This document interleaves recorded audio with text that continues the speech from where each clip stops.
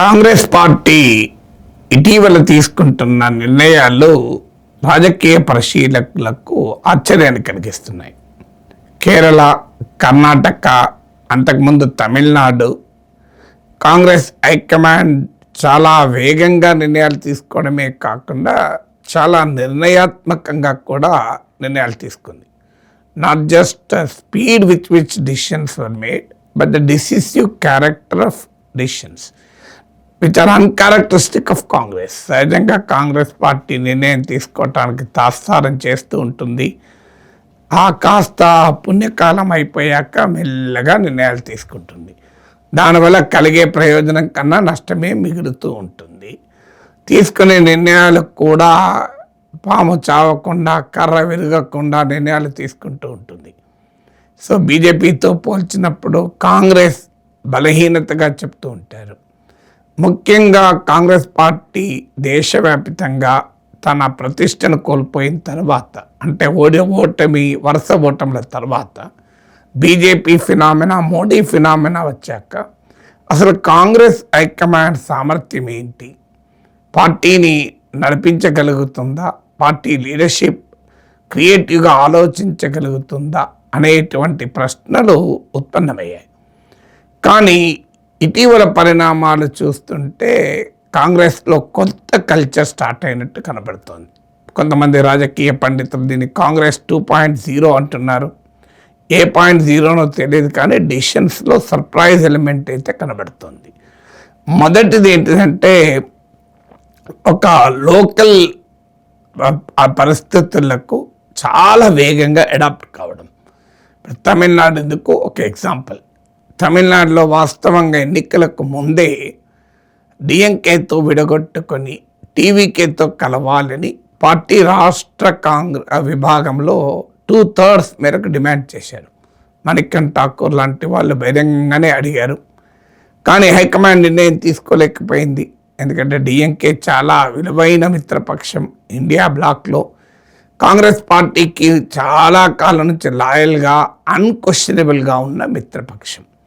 కానీ ఎన్నికలు అయిపోయిన వెంటనే ఏమాత్రమూ ఆలస్యం చేయకుండా డిఎంకేను వదిలేసి దాని పర్యవసనాల గురించి పెద్దగా ఆందోళన చెందకుండా ఇండియా కూటమి ఏమవుతుంది, ఇంతకాలం మిత్రులుగా ఉన్నాం కదా, ఇంత తొందరగా వదిలేస్తే ఎలా అనేటువంటి ఆలోచన కూడా లేకుండా స్థానిక రాష్ట్ర కాంగ్రెస్ నాయకత్వ ఆకాంక్షల్ని రెస్పెక్ట్ చేస్తూ హైకమాండ్ గ్రీన్ సిగ్నల్ ఇచ్చేసింది టీవీకేతో కలవటానికి. ఫలితంగా మోర్ దెన్ 3 decades తర్వాత కాంగ్రెస్ పార్టీ తమిళనాడులో ప్రభుత్వంలో భాగమైంది. సో ఓటమి డిఎంకేతో కలిసి ఓడిపోయిన పార్టీ కాస్త విజయ్తో కలిసి అధికార కూటమిలో భాగమైంది. అందువల్ల ఇలా లోకల్ ఆస్పిరేషన్స్కు విలువ ఇవ్వడం అనేది హైకమాండ్, అది కూడా చాలా వేగంగా అడాప్ట్ కావడం అనేది దీంట్లో మనకు కనబడుతుంది. అంటే దీంట్లో అనేక కోణాలు కనబడతాయి. తమిళనాడు ఒకటి, లోకల్ ఆస్పిరేషన్స్కు ప్రాధాన్యతనివ్వడం. 2, చాలా వేగంగా నిర్ణయం తీసుకోవడం. 3, చేంజింగ్ రియాలిటీని ఫాస్ట్గా అడాప్ట్ కావడం. అంటే పొలిటికల్ రియాలిటీ మారిపోయింది, ఇక దానిపైన ఆలస్యం చేయకూడదని. ఇదే కాంగ్రెస్ గతంలో గోవాలో తనకు సింగిల్ లార్జెస్ట్ పార్టీగా ఎమర్జ్ అయినా కనీసం ప్రభుత్వం ఏర్పాటు చేస్తడానికి ప్రయత్నం చేయక చేజేతులా బీజేపీకి అధికారాన్ని ఇచ్చేసింది. దాంతో గోవాతో పోలిస్తే తమిళనాడులో కాంగ్రెస్ పార్టీ చూపిన చొరవ, తెగువ, వేగం సహజంగానే ఎవరికైనా ఆశ్చర్యాన్ని కలిగిస్తుంది. సో దాంతోపాటు ఒక మారుతున్న పరిస్థితుల్ని తనకు అనుకూలంగా మార్చుకోవడం. సో సిచ్యువేషన్ చేంజ్ అయినప్పుడు, ఆపర్చునిటీస్ ఓపెన్ అప్ అయినప్పుడు వాటిని వేగంగా అనుకూలంగా మార్చుకుంటేనే పార్టీ డెవలప్ అవుతుంది. స్టాటిక్ కండిషన్లో ఉండకూడదు. పార్టీ చాలా డైనమిక్గా ఉండాలి. ఇవన్నీ బీజేపీలో చూస్తుంటాం. కానీ తమిళనాడు ప్రయోగం చూస్తే కాంగ్రెస్ చాలా వేగంగా నిర్ణయం తీసుకుంది, చాలా ఫాస్ట్గా మారుతున్న రియాలిటీకి అడాప్ట్ అయింది, వస్తున్నటువంటి ఆపర్చునిటీస్ను అందిపుచ్చుకుంది, స్థానిక రాజకీయ ఆకాంక్షలకు విలువనిచ్చింది. ఇదంతా తమిళనాడు ప్రయోగం, ఎక్స్పెరిమెంట్ చూస్తే మనకు అర్థమవుతుంది. ఇక రిస్క్ తీసుకునే స్వభావం కూడా మన తమిళలో కనబడుతుంది. It's a very risky move. ఎందుకంటే టీవీకే ఏం చేస్తుంది, టీవీకే ఫినామినన్ ఎంత కాలం నిలబడుతుందో తెలియదు, టీవీకే ఇండియా కూటమిలో కలిసి వస్తుందో లేదో తెలియదు, టీవీకే చివరకు కాంగ్రెస్తో ఎలా వ్యవహరిస్తుందో తెలియదు. ఇందుకు భిన్నంగా డిఎంకే టైం టెస్టెడ్ అలా అందరికన్నా ముందు రాహుల్ గాంధీ ప్రధానమంత్రి అభ్యర్థి కావాలని స్టాలిన్ చెప్పాడు. సో ఒక టైం టెస్టెడ్ అలియన్స్ అది మీకు డిఎంకేతో. అయినా ఆ రిస్క్ తీసుకుంది. ఎవరైతే రిస్క్ తీసుకుంటారో వారే విజయమైనా సాధిస్తారు, ఫెయిల్ అయిన అవుతారు. సో ఆ రిస్క్ అపటైట్ కూడా మీకు తమిళనాడులో కాంగ్రెస్ చూపింది. ఇక కేరళకి వచ్చే వరకు హైకమాండ్ చాలా ఆశ్చర్యకరంగా స్పందించింది. వాస్తవంగా కేసీ వేణుగోపాల్ రాహుల్ గాంధీకి అత్యంత సన్నిహితుడు. సాధారణంగా హైకమాండ్కు సన్నిహితంగా ఉన్న వారికి రాష్ట్రంలో పలుకుబడి ఉండదు. ఆ కోటరీలో భాగంగా ఉంటారు, కోటరీ నుంచి రుద్దుతూ ఉంటారు. హైకమాండ్ గతంలో చేసేది. ఇంట్రెస్టింగ్ ఏంటంటే కేసీ వేణుగోపాల్ హైకమాండ్ కోటరీలో భాగం, రాహుల్ గాంధీకి అత్యంత సన్నిహితుడు కాంగ్రెస్ ఆర్గనైజేషనల్ సెక్రటరీగా. దాంతోపాటు కేరళ ఎమ్మెల్యేలో మెజారిటీ కేసీ వేణుగోపాల్ పేరే చెప్పారు. అయినా సతీష్కు Congress party high command green signal ఇచ్చింది. అది కూడా పెద్ద విజిబుల్ రెసిస్టెన్స్, ఏ ప్రతిఘటన లేకుండా. మీకు కేసీ వేణుగోపాల్ క్యాంప్ నుంచి కానీ, రమేష్ చెన్నితల క్యాంప్ నుంచి కానీ ఏ తిరుగుబాటు లేదు. చాలా స్మూత్గా సతీష్ను అధికారంలో సీఎం చేసేసారు. ఇది కూడా దేనికి ఇండికేషను, ఒకటి ఇంత పెద్ద నిర్ణయం తీసుకున్నాక కూడా పార్టీలో తిరుగుబాటు లేదు, హైకమాండ్ అది మేనేజ్ చేయగలిగింది. రెండవది, ఇందులో మీకు క్యాడర్కు ఎమ్మెల్యేల కన్నా కూడా cadre, party grass roots cadre, party voters, party మిత్రపక్షాలైన ఐయుఎంఎల్ లాంటి పార్టీలు కూడా సతీష్ను కోరుకున్నాయి.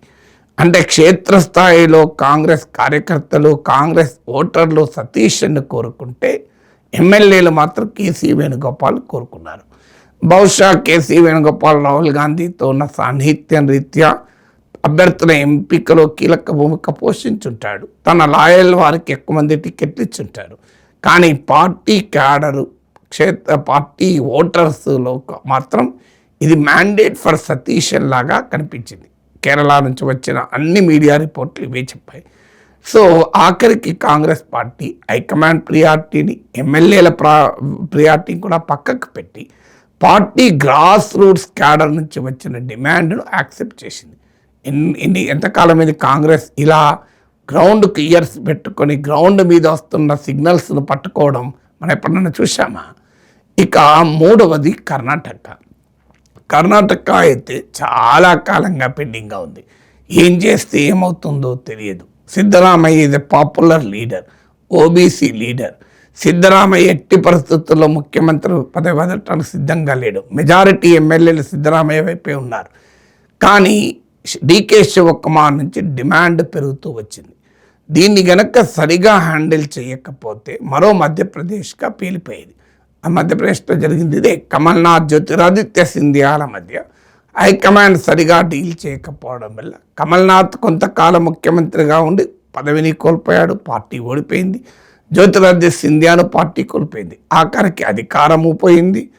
ఒక కీలకమైన నాయకుడైన జ్యోతిరాదిత్య సింధియా కూడా, రాహుల్ గాంధీకి అత్యంత సన్నిహితుడు కూడా బీజేపీలో చేరి కేంద్ర మంత్రి అయ్యారు. బీజేపీ ప్రభుత్వం ఏర్పడింది. అసలు మధ్యప్రదేశ్లో గ్యారంటీగా కాంగ్రెస్ అధికారంలోకి వస్తుంది అనుకున్న చోట కాంగ్రెస్ హైకమాండ్ సమయానికి నిర్ణయం తీసుకోలేకపోవడం వల్ల దెబ్బతిన్నది. రాజస్థాన్లో అశోక్ గెహ్లాట్, సచిన్ పైలట్ల మధ్య ఘర్షణ, బహిరంగంగా బజార్కి ఎక్కిన ఘర్షణ. ఆ ఘర్షణను హైకమాండ్ ఆపలేకపోయింది. ఫైనల్గా ముఖ్యమంత్రిగా అశోక్ గెహ్లాట్ నిలబడగలిగాడు. కానీ కాంగ్రెస్ మాత్రం ఎన్నికల్లో ఓడిపోయింది. ఈ రెండు అనుభవాలు చూశాక కర్ణాటక ఎలా డీల్ చేస్తుంది హైకమాండ్ అని చాలా ఆసక్తిగా చూశారు రాజకీయ పరిశీలకులు. కానీ చాలా వ్యూహాత్మకంగా, చాలా చాకచక్యంగా నాయకత్వ మార్పును సాధించి ఎలాంటి ఇప్పటి వరకైతే విజిబుల్ రెసిస్టెన్స్ లేదు. అంటే పెద్ద ప్రతిఘటన లేదు సిద్ధరామయ్య క్యాంపు నుంచి. పార్టీ తీవ్రమైన అలకలు చూడలేదు. తిరుగుబాటు చేయాలి, ఒకరిద్దరు మంత్రి పదవులకు దూరం అవుతామని అన్నా అది సహజం. ఇంత పెద్ద డివిజన్ ఉన్న సమయంలో ఆ చిన్న చిన్న ప్రకంపనలు సహజం, కానీ పెద్ద భూకంపం రాలే. సో అలా కర్ణాటకలో కూడా ఒక నాయకత్వం తన ఫర్మ్నెస్ను, తమ డిసిసివ్నెస్ను చూపెట్టడం ద్వారా మేనేజ్ చేసుకుంది. మీకు గుర్తుండే ఉంటుంది, పంజాబ్లో అమరేందర్ సింగ్, చరణ్జిత్ సింగ్ చెన్నీ, అలాగే సునీల్ జాకర్, సిద్ధు నలుగురు 4 స్తంభాలు ఆట ఆడితే హైకమాండ్ ఏ ఫర్మ్నెస్, ఏ డిసిసివ్నెస్ చూపెట్టకపోవడం వల్ల నలుగురు కలిసి కాంగ్రెస్ను రబీ బియాస్ నదుల్లో కలిపేశారు. కానీ ఇక్కడ కర్ణాటకలో అలా కాకుండా చాలా జాగ్రత్తగా మేనేజ్ చేసి ఒక పెద్ద ప్రమాదం నుంచి కాంగ్రెస్ పార్టీ బయటపడింది. ఎన్నికలకు రెట్టించిన ఉత్సాహంతో ముందుకొచ్చింది. సిద్ధరామయ్యను మార్చంటే మామూలు విషయం కాదు. ఆయన ఓబీసీ నాయకుడు. ఇప్పుడు ఆయన నిష్క్రమణతో కాంగ్రెస్ పార్టీ ముఖ్యమంత్రులు ఎవరు ఓబీసీ కారు. ఒకవైపు కాంగ్రెస్ సోషల్ జస్టిస్ పాలిటిక్స్ చెప్తుంటే ఇదేంటి అని. సో ఇలా కర్ణాటక, తమిళనాడు, కేరళలో చేశాక ఇక జాతీయ రాజకీయాల్లో ఇండియా కూటమి, ఇది 4వ ఇంపార్టెంట్ డైమెన్షన్.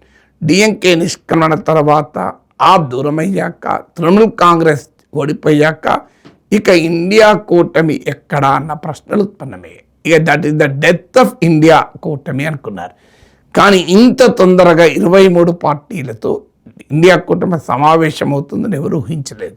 కానీ చాలా స్విఫ్ట్గా ఇండియా కూటమిని రిసరెక్ట్ చేశారు. డిఎంకే ఎగ్జిట్ అయినా కూడా ఇండియా కూటమి బలంగా నిలబడింది. నిలబడమే కాకుండా బీజేపీ వ్యతిరేక కార్యాచరణ కూడా పిలిపించింది. కాంగ్రెస్ పార్టీ మరింత అసర్ట్ చేసుకుంది ఇండియా కూటమిలో. కాంగ్రెస్ నాయకత్వం, రాహుల్ గాంధీ నాయకత్వం మరింత అసర్ట్ అయింది. అంటే ఒక డిసడ్వాంటేజ్ను అడ్వాంటేజ్గా కాంగ్రెస్ మార్చుకుంది. ఒక క్రైసిస్ను ఇండియా కూటమిలో ఆపర్చునిటీగా కాంగ్రెస్ మార్చుకోగలిగింది. సో కాంగ్రెస్కు నష్టం జరగాల్సిన చోట అంతర్గత పరిస్థితులు తనకు అనుకూలంగా మార్చుకుంది. ఇప్పుడు ఎక్కడి దాకా పోయింది చర్చ అంటే టీఎంసీ, ఎన్సీపీలు కాంగ్రెస్లో విలీనమవుతాయా అనే స్థాయికి వెళ్ళిపోయింది. అంటే ఇండియా కూటమి లేదు, ఇక కాంగ్రెస్ను ఎవరు నమ్మరు. డిఎంకేతో జరిగిన వ్యవహారం వల్ల అనుకున్నది కాస్త ఇండియా కూటమి నిలబడమే కాకుండా, పోరుబాట పట్టడమే కాకుండా కాంగ్రెస్ నాయకత్వాన్ని మరింత పదిలపరుచుకోగలిగింది ఇండియా కూటమిలో. 5 ఇప్పుడు ఇక పంజాబ్, హర్యానాల పైన పడింది. నార్త్ ఇండియాలో కూడా పంజాబ్లో 2017 బిగినింగ్లో ఎన్నికలు ఉన్నాయి. ఇప్పుడు అక్కడ కన్సల్టేషన్ మొదలుపెట్టారు రాహుల్ గాంధీ. పంజాబ్లో కూడా స్పష్టమైన నాయకత్వం, అంటే క్లారిటీ ఆఫ్ లీడర్షిప్ ఇవ్వడం ఇక్కడ ఇంపార్టెంట్. రాష్ట్రాలలో నాయకత్వం పట్ల స్పష్టత లేకపోతే పార్టీని గట్టిగా ఎవరు నడిపించరు. సో నాయకుడు ఎవరు అని ఎన్నికల సమయానికి స్పష్టత ఇవ్వాలి. ఇప్పుడు మీరు గమనించండి, క్లియర్గా కర్ణాటకలో డీకే శివకుమార్ నాయకుడు. ఇక ఆయన పైన బాధ్యత, ఆయన పార్టీని గెలిపించుకోవాల్సిందే. ఇటు సిద్ధరామయ్యన, శివకుమార నువ్వు గిసలాడితే ఆఖరికి ఎవరు పనిచేసేవాళ్ళు కారు. అలా కాకుండా శివకుమార్ని తేల్చేశారు. పంజాబ్లో కూడా ఇప్పుడు ఆ పనిలో పడ్డారు. అంటే రాష్ట్ర స్థాయిలో నాయకుడు ఎవడో క్లారిటీ ఇస్తే ఆ నాయకుడు కింద మీద పడైన పార్టీని గెలిపిస్తారు అనే విధానాన్ని అనుసరించడం మొదలుపెట్టారు. ఇప్పుడు మీకు హర్యానాలో చాలా కాలంగా భూపేందర్ సింగ్ కూడా పెద్ద నాయకుడు, 20 ఏళ్ళుగా. ఆయన నాయకత్వం వల్ల చిన్న చిన్న మొక్కలు, కొత్త మొక్కలు అసలు మొదలే మానేశాయి. అంత మహావృక్షమై కూర్చొని ఆడు కాంగ్రెస్కు ఫలాలు ఇవ్వలేకపోయాడు, వీళ్ళు కొత్త వాళ్ళను రాలేకపోయారు. చివరికి ఆమ్ ఆద్మీ పార్టీతో పొత్తు కూడా భూపేందర్ సింగ్ హూడా వైఖరి వల్లనే దెబ్బతిన్నది. ఫైనల్గా హర్యానాలో అధికారం గ్యారంటీ అనుకున్న చోట ఓడిపోయారు. ఇప్పుడు అక్కడ కూడా బ్రిజేందర్ సింగ్ అనే కొత్త నాయకుని ఇటీవల నెల రోజుల పాటు పాదయాత్ర చేశారు. రాహుల్ గాంధీ బహిరంగంగా పిలిపించారు, ఈ నాయకునికి మీరు కార్యకర్తల మద్దతు ఇవ్వాలని. అంటే అక్కడ కూడా స్పష్టంగా న్యూ జనరేషన్ ఆఫ్ లీడర్షిప్ వైపుగా హైకమాండ్ అడుగులు వేస్తుందా, భూపేందర్ సింగ్ కూడా అలాంటి బలమైన నాయకుని కూడా పక్కకు పెట్టి అని చర్చ జరుగుతుంది. ఇక నెక్స్ట్ ఆపరేషన్ రాజస్థాన్కి వెళ్తారని, అక్కడ అశోక్ గెహ్లాట్ తప్పించి మొత్తం సచిన్ పైలట్కు బాధ్యత అప్పచెప్తారా అని కూడా చర్చ నడుస్తుంది. అదే జరిగితే అక్కడ కూడా నాయకత్వాన్ని స్పష్టత ఇవ్వడం, మంచికో చెడుకో ఒక నాయకుడు ఇతను అని పార్టీకి ప్రజలకు ప్రజెంట్ చేస్తే ఆ నాయకుడు సర్వశక్తులు, చతురంగ బలాలను ఒడ్డి పనిచేస్తాడు. ఎవరు నాయకుడో తెలియకపోతే ఆఖరికి ఎవరు ఓన్ చేసుకోరు, ఫైనల్గా పార్టీ గెలవదు, ప్రయోజనం ఉండదు. అలా రాష్ట్ర స్థాయిలో నాయకత్వంపై కూడా స్పష్టత ఇవ్వడం మొదలుపెట్టింది హైకమాండ్. 5వది సివిల్ సొసైటీ మూమెంట్స్ను ఎంబ్రేస్ చేసుకోవడం. మీకు యూపీఏ 2 హయాంలో కూడా బీజేపీ చేసింది అదే. Anna Hazare movement, India against corruption movement, ఇలా అనేక మూమెంట్లను తనకు అనుకూలంగా బీజేపీ మలుచుకోగలిగింది. ఇప్పుడు కూడా మీరు చూడండి, కాక్రోచ్ జనతా పార్టీ మూమెంట్ను కూడా కాంగ్రెస్ సానుకూలంగా స్పందిస్తూ ధర్మేంద్ర ప్రధాన్ రాజీనామా చేయాలన్న కాక్రోచ్ జనతా పార్టీ డిమాండ్ను ఓన్ చేసుకొని ఇవాళ జనంలోకి వెళ్ళే ప్రయత్నం చేస్తున్నారు. ఎందుకంటే ఈ నీట్ ఎగ్జామ్స్ అనేది బీజేపీకి ఇప్పటి వరకు సాలిడ్గా ఉన్న young voter, educated middle class voter పైన ఇంపాక్ట్ చూపెడుతుంది. అలా సివిల్ సొసైటీ మూమెంట్స్తో కనుక సమన్వయం చేసుకుంటే కొత్త స్ట్రెంగ్త్ కూడా కాంగ్రెస్కి వస్తుంది. సో ఇదంతా 2029కు కాంగ్రెస్ ఒక కొత్త రూపంలో రాబోతుందా అనే స్పెక్యులేషన్కు కారణమవుతుంది.